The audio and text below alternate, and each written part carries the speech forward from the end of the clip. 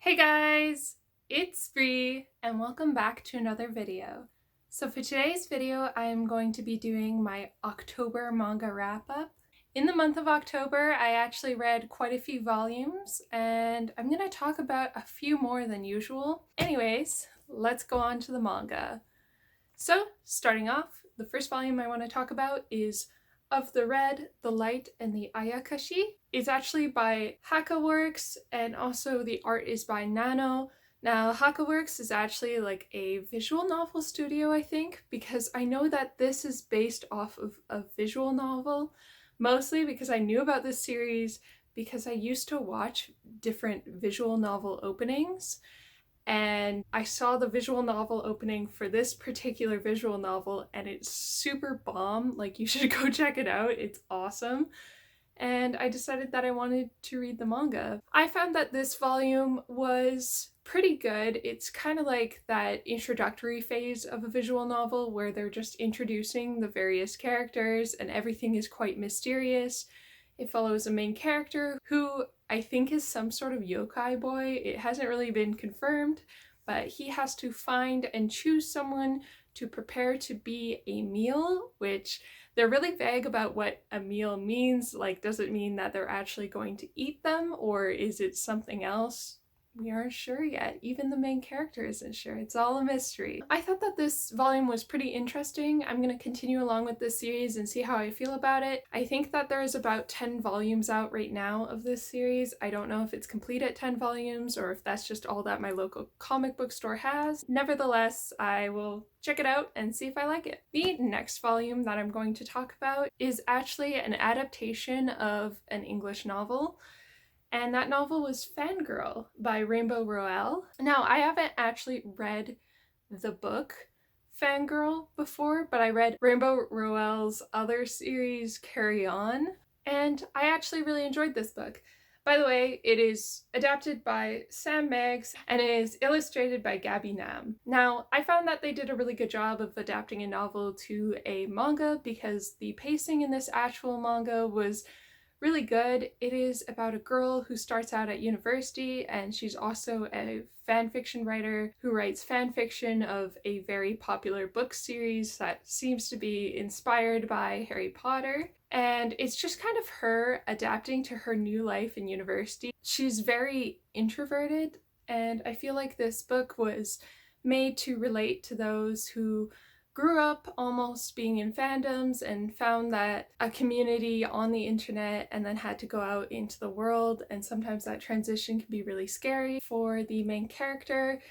She finds it quite a struggle to even eat in the cafeteria because she's quite socially anxious, and I really enjoyed this volume. I will definitely check out the other volumes. I am interested to see how the story goes. October was finally the month where I got around to reading the case study of Vanitas.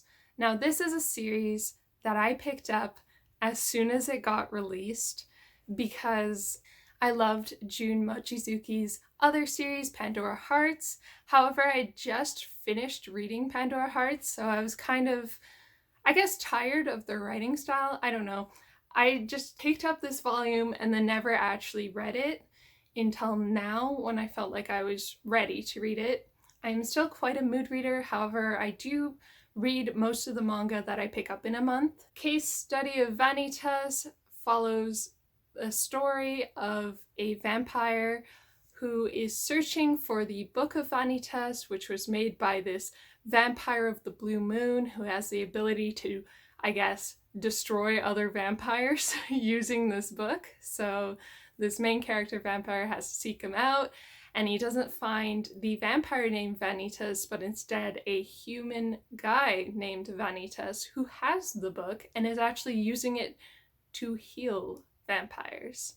And it is a very interesting story. Jun Mochizuki's art style is so freaking gorgeous. I love it so much, and just the covers of this series are all so beautiful. I read the first 3 volumes, which I had picked up as they got released, and then I kind of stopped picking up the series for a bit because I'm like, I'm not reading it yet. I don't even know if it's good. And it was really good. If you like vampires, if you like steampunk, oh, and it had a Vampire Masquerade ball in one of the volumes, and that is like a requirement for old vampire stores. Like, if you don't have a masquerade ball, I am not interested, okay? I'm just happy that this one had it in it. And anyways, Jun Mochizuki did what she does best and made fantastic outfits for everyone and loves writing in this Victorian, I guess, France atmosphere. Really love this series. Check it out if you're interested. So, another series that I read in the month of October was Kaiju Girl Caramelize by Spica Aoki.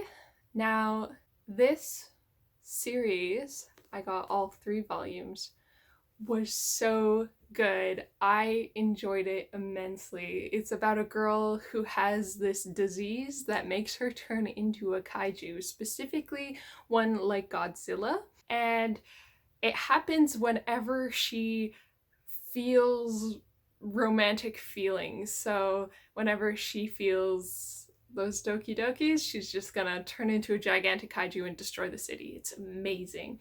This is one of those kind of like wacky shoujos where there's like a ton of different scenarios that happens, and like I just love it so much. I am so happy that I picked up this series.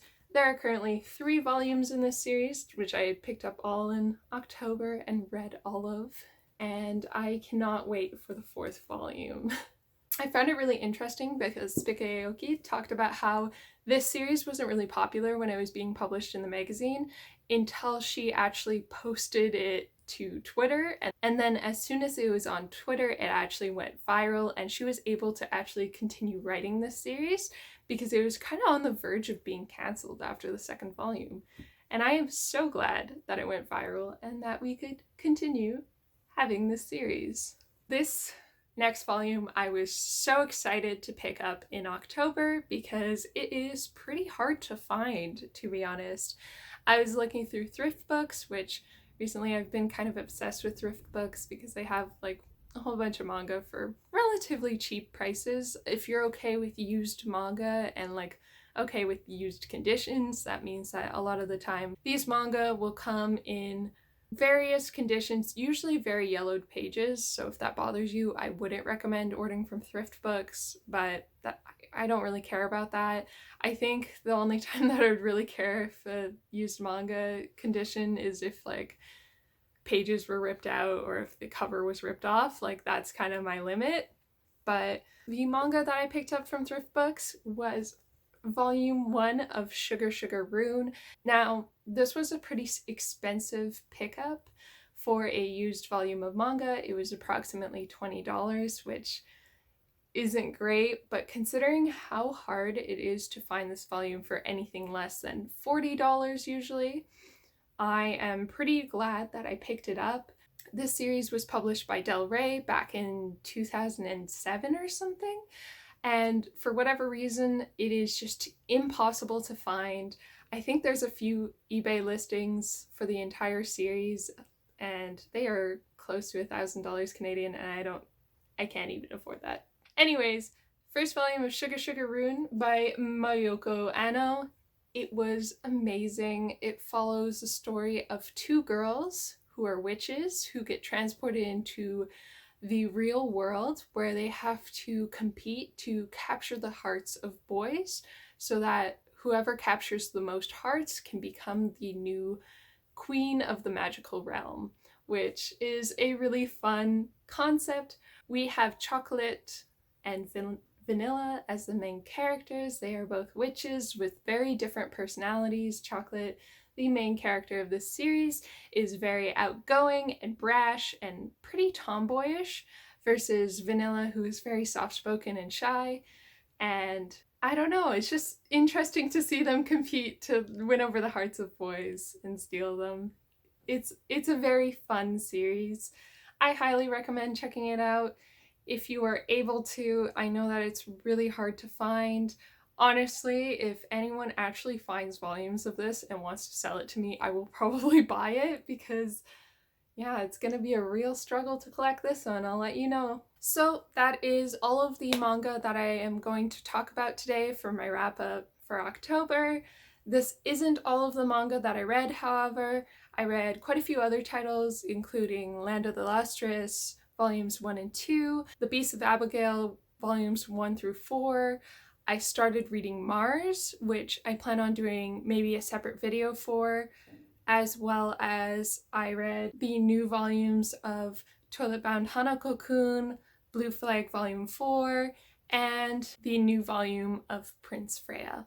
So if you want to hear my thoughts on those, in my haul I talked very briefly about a few of them, so you should check that out. Otherwise, I am planning to do some reviews in the future, so let me know if there's any series that you have heard me mention or seen in hauls that you are interested in seeing me review. Right now I am thinking about doing a review of the Po Clan after I read it, so watch out for that video. Anyways, thank you so much for checking out this video. I hope that you enjoyed it, and I hope that you have a great day. Bye!